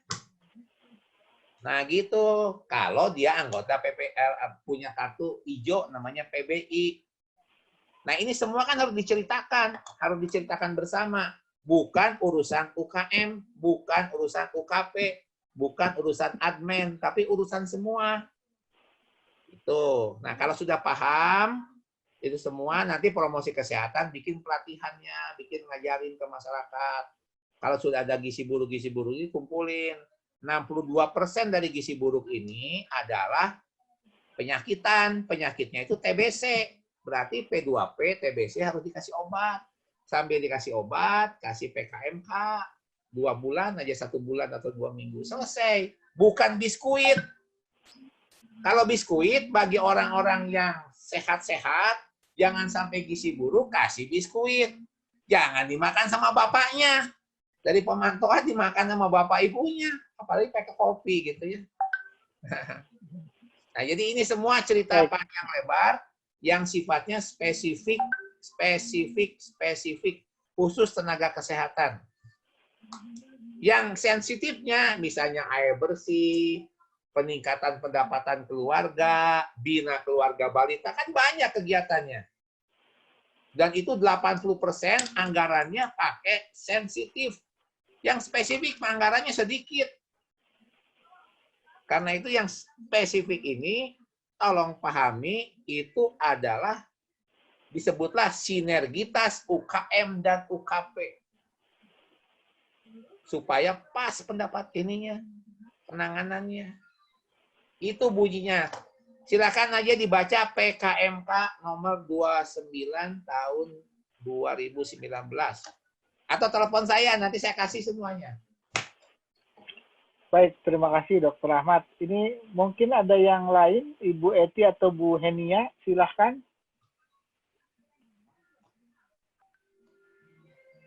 Bu Eti bisa atau Bu Henia yang sudah ngacung, sudah angkat tangan. Boleh langsung menyampaikan pertanyaannya. Pak Tono. Ini semua. Ya, Boleh silakan saya itu, Pak. Pak Tono. Ya, silakan Pak Ferry. Mungkin kepada Dr. Rahmat ini, Pak Rahmat. Jadi ya, kalau silakan, membaca PMK 29 itu kan bahwa PKMK itu atas resep dari dokter spesialis anak. Taruhlah misalnya di setiap puskesmas sudah punya by name by address mana anak-anak yang sudah gizi buruk. Tetapi kita mengetahui bahwa tidak semua puskesmas memiliki dokter spesialis anak. Yang di dalam PMK tersebut bahwa peresepan terkait dengan PKMK itu adalah resep dari dokter spesialis anak. Mohon penjelasan dan arahannya, Pak. Terima kasih. Pak, di setiap kabupaten kota pasti ada dokter anak, Pak. Ada kan? Di rumah sakit umum daerahnya ada dokter anak. Ada ya? Ya, dinas kesehatan yang mengumpulkan petugas UKM. Ada. Misalnya ada 60 puskesmas. Saya di Garut latih 60 puskesmas itu. Yang melatih dokter anak. Kan boleh, Pak. Bukan dokter, ya di resepnya sama dokter anak. Ini begini. Supaya memberikannya pas. Kan ada berat badan sesuaikan dengan umur. Umur tersebut dikasih apa. Ini kan lagunya harus saya ajarin, Pak. Jelas ya? Jadi harus diajarkan para dokter atau petugas UKP oleh dokter anak di dinas kesehatan. Bikin pelatihan. Sekarang gini aja lah, Pak. Berarti penulisan resepnya boleh dilakukan oleh dokter umum, Pak ya? Nanti dokter umumnya dilatih juga. Dokter umumnya ngelatih lagi boleh. Kenapa nggak boleh? Yang pertama kali harus ngajarinya dokter anak. Karena ada hitungan-hitungannya, Pak. Kalau seprovinsi mah gampang lah. IDAI provinsi juga ada yang bisa. Banyak kok. Udah dilatih tuh IDAI provinsi Palembang udah dilatih. Saya juga ikut pelatihannya kok. Nah, jadi mereka nanti dilatih. Nah, tinggal dikumpulkan, bikin TOT, training of the trainers. Nanti mereka ngajarin lagi, gitu loh, Pak. Ya, Sengaja disediakan. Soalnya saya membaca letterlock itu supaya tidak diberikannya sembarangan. Itu Pak ceritanya. Karena ini memberikannya itu obat, bukan makanan biasa, ini obatnya. Jelas Pak ya?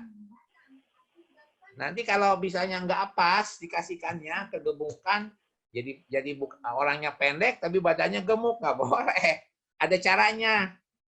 Caranya itu holiday seeker, apalagi holiday seeker tuh Pak. Holiday seeker itu 10 kilo pertama diberikan 100 cc. 10 kilo berikutnya kasih 50. Nah itu kan semua diajarin. Nanti WHO ngitungnya harus diajarin. Nah perlu waktu sehari Pak ngajarinnya. Bukan sehari lah, 4 jam selesai. Ada dokter, makanya selalu dilatih dulu. Kalau terlalu banyak, seprovinsi ya jangan seprovinsi lah. 4 kabupaten kumpulin dokter puskesmasnya. Datengin dokter anaknya, diajarin. Kan dokter anak gitu Pak. Jadi bukan harus ada dokter anak di setiap pelayanan, nggak usah. Dibikinkan gitu timnya. Itulah yang namanya rumah pemulihan. Di rumah pemulihan kan ada dokter anak satu. Gitu Pak. Nanti dokter anaknya udah dilatih sama Profesor Damayanti dari Jakarta. Seluruhnya sudah. Sumatera Selatan sudah beres Pak. Sudah dilatih. Tinggal nungguin kapan ya Pak Rahmat ini pelatihannya. Katanya gitu nanyain. Yang dilatih siapa sama dokter anak di Sumatera Selatan? Yang dilatih dokter puskesmas. Yang punya kewenangan memberikan UKP. Jangan UKM. Ini ceritanya ngobatin Pak. Gitu. Harus ada tanggung jawab dokternya. Pasti beres lah kalau di kerjasama sama Unsri atau enggak juga. Nanti saya yang datang ke sana kita beresin. Kan udah ada semua. Baik. Kita ke Bu Heni. Silakan Bu Heni mau langsung bicara. Ibu Heni. Bu Heni ya. Bu Henia mau langsung bertanya ke Pak Dr. Ahmad, silakan.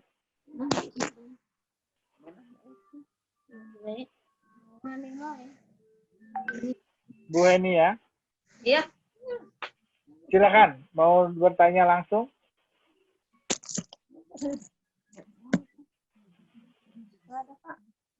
Halo. Halo. Bu Henia bisa bertanya langsung, silakan. Belum ada, Pak. Oh, belum ada. Tadi kok udah ngacung. Ya. Atau yang Ibu Eti, silakan Bu Eti.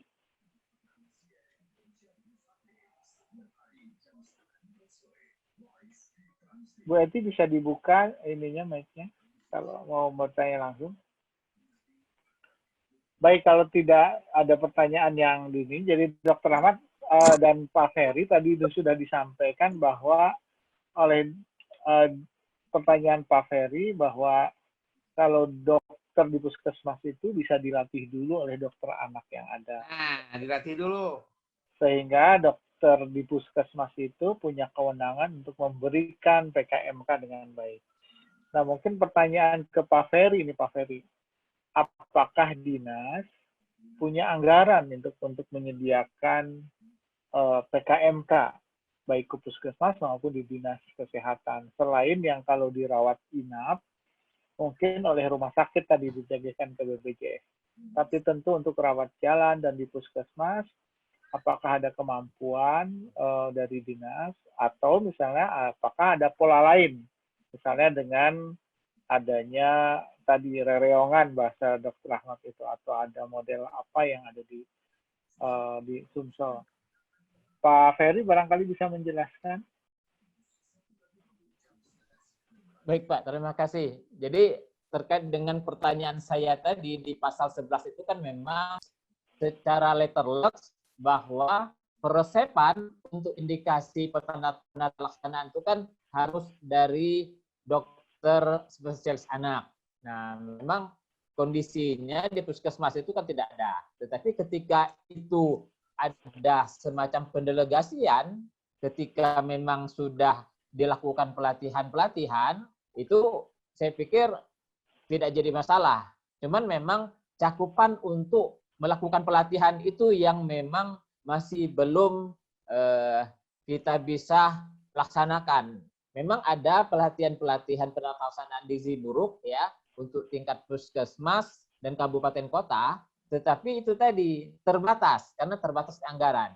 Nah, pembiayaannya memang ada yang dari Dekon, terutama dari Dekon nih. Sementara untuk dari APBD, terutama dari provinsi maupun kabupaten kota, kita belum mengidentifikasi lagi, Pak.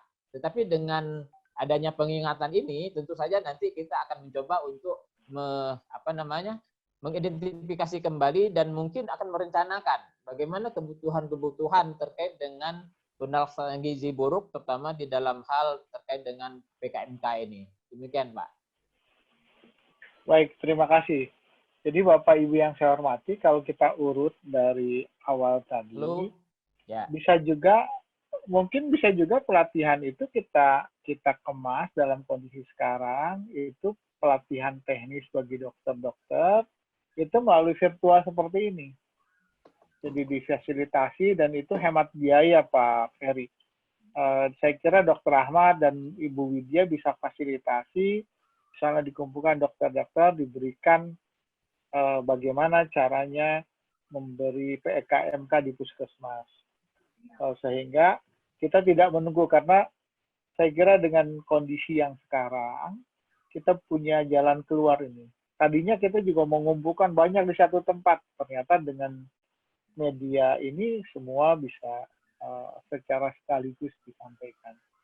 Jadi tadi memang datanya sudah ada, kemudian memang ada pelatihan pada dokter-dokter yang bisa dilakukan. Saya kira Bu Widya itu bisa fasilitasi, nanti kita tanyakan ke Bu Widya kalau untuk dokter. Barangkali Bu Widya nih, silakan Bu Widya. Terima kasih. Insya Allah kita bisa memfasilitasinya mungkin dengan virtual training ya, kalau misal berkenan. Kapan kita melakukan, dijadwalkan saja, nanti tentunya Dr. Ahmad Setika, bantuan Dr. Tono dan tim kita bisa membantu. Mungkin kita kasih tahu videonya gimana contohnya cara menimbang bayi dan ukur tinggi badan dan semua yang diperlukan untuk training, tolong disampaikan. Insya Allah kita bisa melakukan training secara virtual kalau disetujui. Terima kasih, Dr. Tono. Terima kasih, Ibu Widya. Nah, Dr. Ahmad, barangkali ada gambaran sepintas training itu apa yang akan diberikan kepada Jadi kalau di provinsi lain, Dinas Kesehatan Provinsinya bikin pelatihan. Pelatihannya ada 5 orang setiap kabupaten kota dilatih. Ada UKP-nya, ada UKM-nya, ya, ada direktur ada dokter anak rumah sakitnya, selesai. Udah dilatih jadi ada 2 orang pelatihnya. Biasanya saya juga ngelatih atau dari idainya setempat. Selesai dilatih itu, nanti di kabupaten kota itu puskesmas dilatih oleh tim itu, selesai. Nanti jadi jangan membelit harus pakai ini, harus kan ada dokter anaknya aja beli dia setelah kabupaten, kan dia punya kewenangan untuk mengobati. Masa mau orang tahu udah nembak, orang tahu udah ada yang ini kok nggak dibiarkan, kan seperti itu. Jadi jangan karena teknis berputar-putar harus ada, gitu kan enggak, itu kan administrasi aja sebenarnya dilihat ya. Di provinsi lain jalan semua kok. Saya yakin juga di Sumatera Selatan jalan lah. Karena ternyata di Sumatera Selatan juga banyak kok yang kabupaten kota sudah mengerjakan sendiri dan sebagainya gitu. Ini ceritanya cerita untuk kewenangan yang gizi buruk, gizi kurang, yang gawat-gawat ya. Bukan mencegah, Pak Ferry, bukan mencegah ini. Ini intervensi spesifik.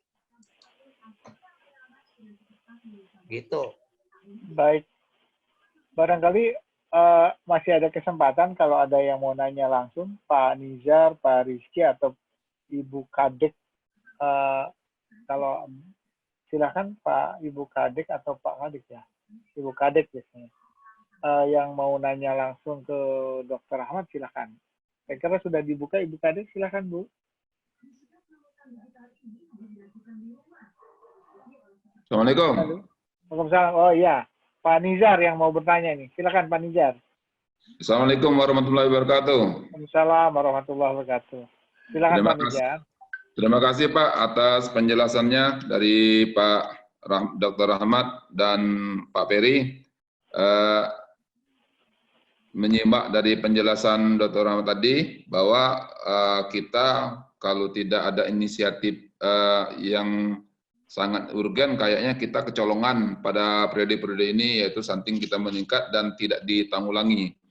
Permasalahannya langsung saya to the point, Pak. Musirawas ini adalah daerah bukan lokus stunting. Jadi kegiatan stunting itu kita tidak dibantu oleh dana dekon yang di provinsi.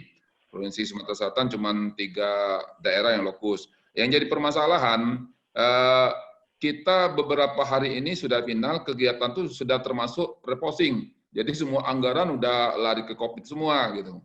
Nah, sementara untuk kegiatan-kegiatan apa yang disampaikan Pak Rahmat tadi, kayaknya dalam waktu dekat ini kita tidak berdaya itu Sumatera itu Musirawas.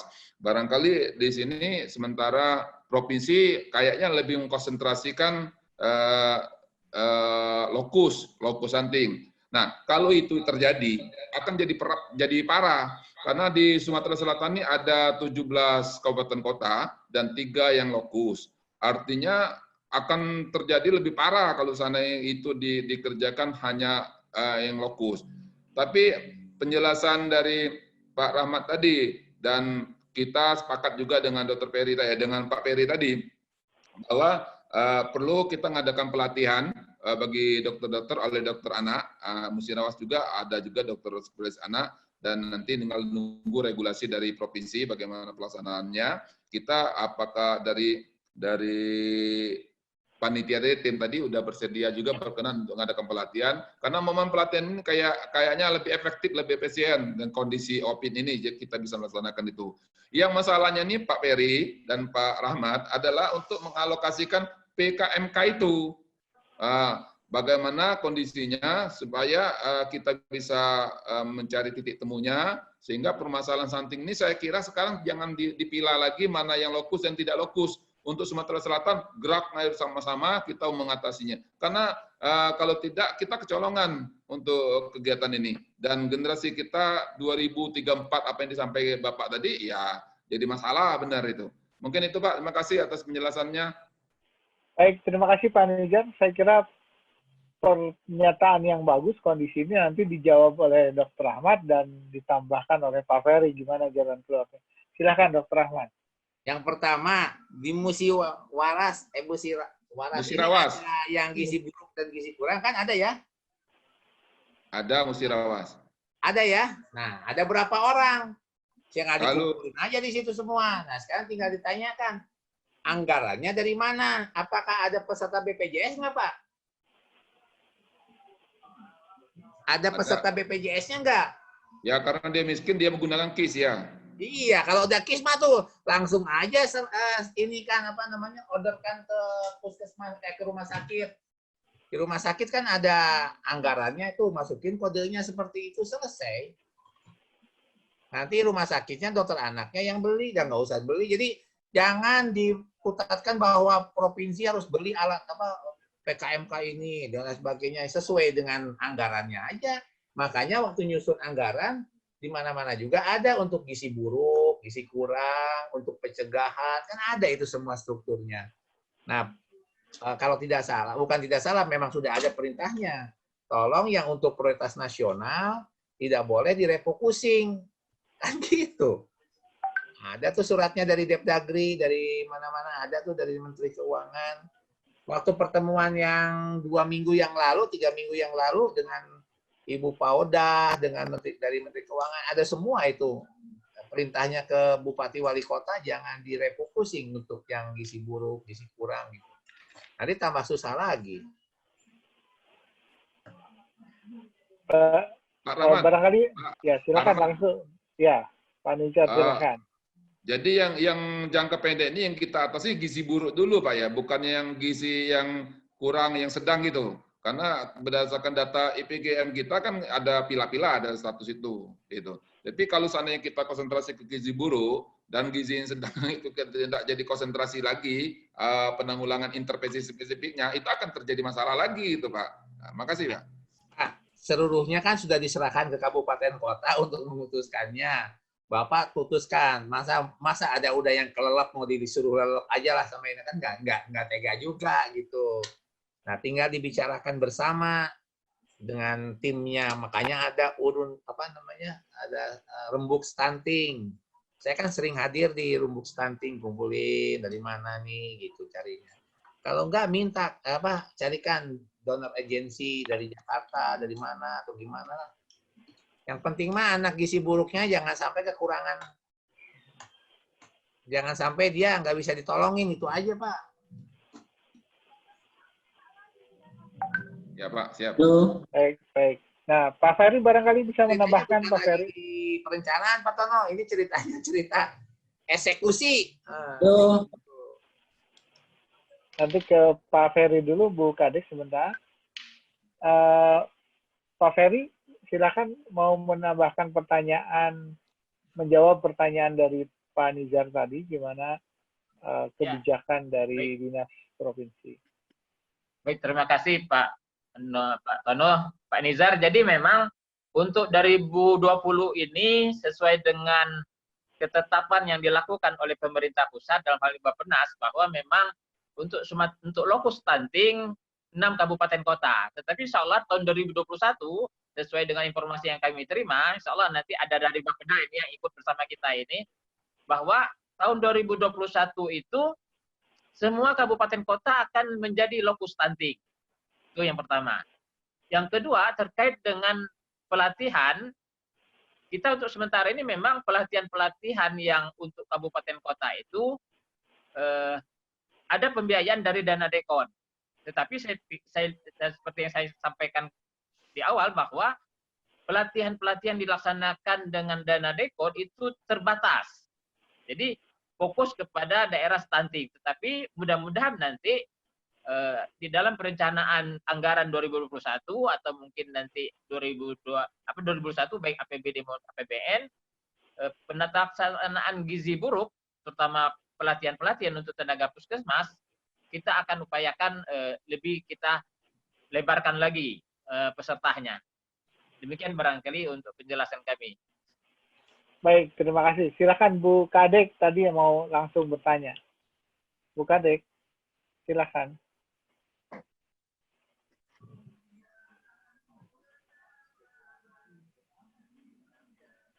Bu Kadek tadi sudah mau tanya langsung. Silakan Bu Kadek. Halo, Bu Kadek bisa respon?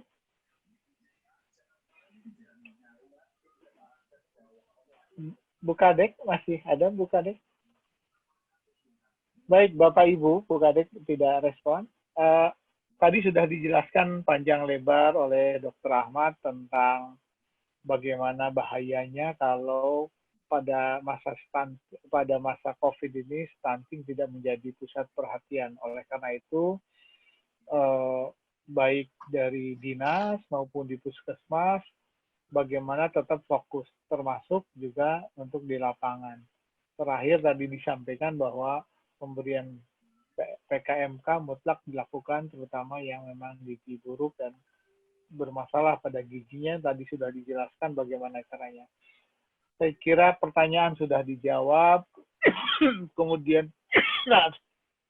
beberapa hal sudah dijelaskan, kemudian untuk pelatihan juga Pak Ferry, kami mungkin bisa juga fasilitasi secara online dan sebagainya karena masalah ini menjadi penting dan menjadi kontribusi dari HIPPG untuk percepatan pelaksanaan, tidak harus nunggu 2021. Saya persilahkan ke Dr. Ahmad untuk memberikan closing statement. Sebelum kita tutup, silahkan Dr. Ahmad.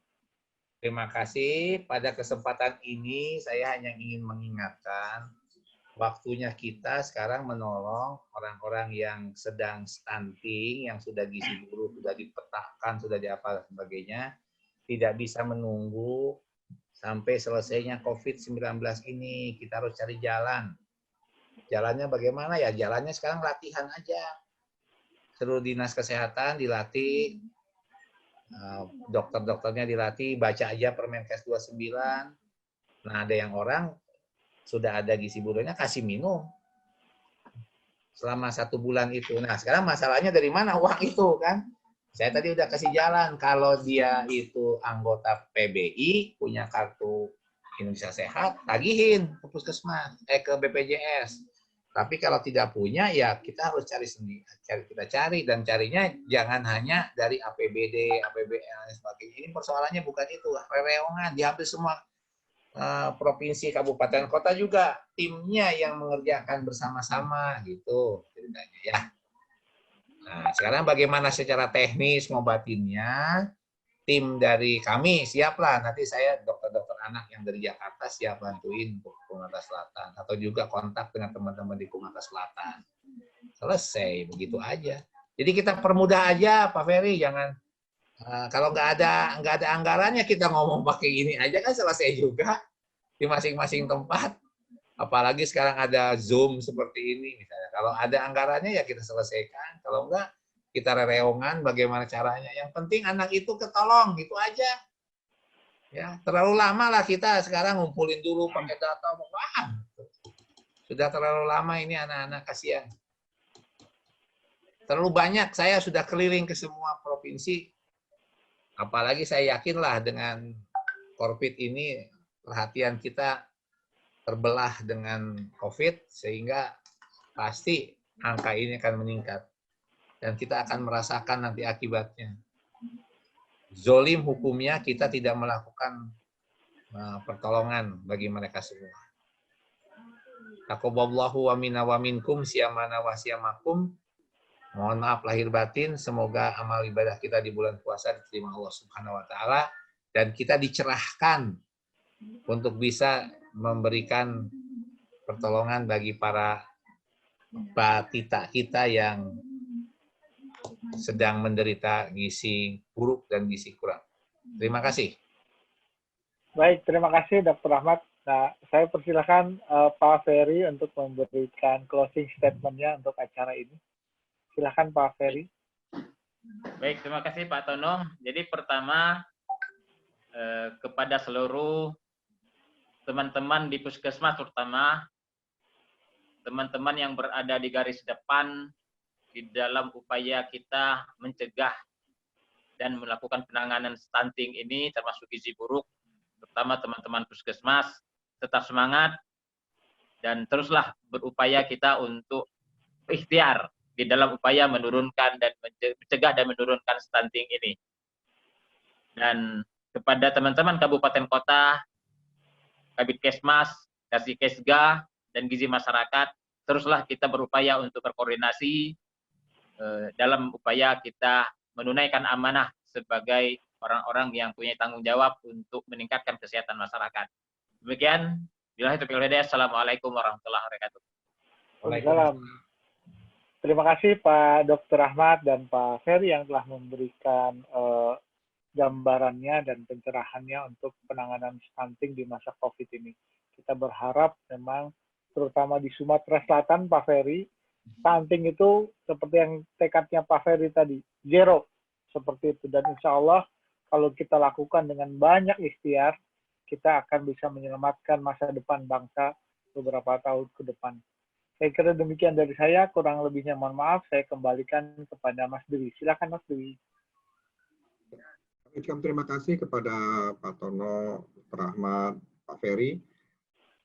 Untuk menutup acara ini, saya persilakan untuk Bu Widya untuk memberikan closing statement-nya. Kami persilakan. Terima kasih Mas Dwi. Saya sangat senang sekali sebagai HIPPG bahwa kita bisa menyelenggarakan diskusi dengan para Bapak Ibu sekalian di Puskesmas dan Sumatera Selatan dan kabupaten kota di Sumatera Selatan, dan masukan bahwa kita akan membuat pelatihan itu juga sangat bagus. Dan kita udah punya Instagram nih, silahkan di follow Instagram @aksi-cegah-stunting. Jadi mengenai semua informasi mengenai aksi cegah stunting bisa dilihat di sini. Tentunya Bapak Ibu sekalian di daerah pasti ya udah punya IG dan disilahkan. HIPPG juga ada IG-nya @HIPPG. Dan untuk selanjutnya kami membuka sekali peluang untuk melakukan pelatihan khususnya untuk kita ada untuk membantu masyarakat dan bangsa Indonesia untuk menangani stunting. HIPPG beserta tim semuanya ini berkomitmen untuk menurunkan angka stunting sebisa mungkin dan mencegah stunting untuk se-Indonesia. Saya rasa itu, dan terima kasih untuk Bapak Ibu sekalian, terima kasih khususnya untuk Pak Ferry, untuk Dr. Ahmad Sentika, dan untuk Dr. Tono. Silakan Mas Dwi. Wassalamualaikum warahmatullahi wabarakatuh. Waalaikumsalam warahmatullahi wabarakatuh. Baiklah Bapak dan Ibu sekalian, dengan berakhirnya closing statement dari Bu Widya, maka berakhir sudahlah webinar kita kali ini. Dan jangan lupa setiap Rabu kami tetap mengadakan webinar dengan tema kesiapan daerah dalam menghadapi stunting. Pada hari Rabu besok, pukul 13 hingga pukul 14.30. Sekali lagi, kami ucapkan terima kasih kepada Bapak dan Ibu. Semoga ikhtiar kita dalam hal ini diijabah oleh Allah Subhanahu wa Ta'ala. Akhir kata, wassalamualaikum warahmatullahi wabarakatuh. Salam Indonesia sehat. Salam Sumatera Selatan bebas stunting. Terima kasih semuanya. Salam.